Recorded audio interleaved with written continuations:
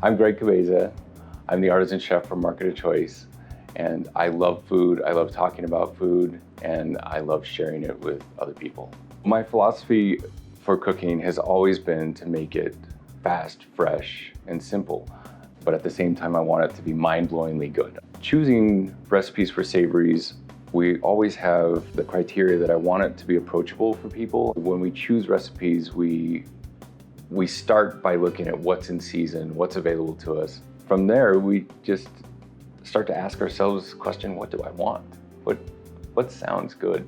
Well, Market of Choice has some amazing products to choose from. People bringing in the very best honey, the incredible cheeses, beautiful meats, fantastic produce.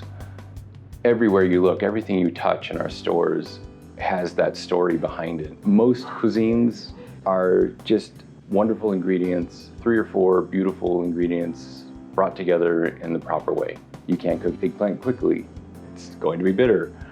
If you cook it slow, it becomes something completely ethereal and wonderful and creamy and delicious. You don't have to be perfect with food. The first try is going to be a little bumpy. It is for all of us. Just try and taste and tailor it to your own wants, and you'll easily get there.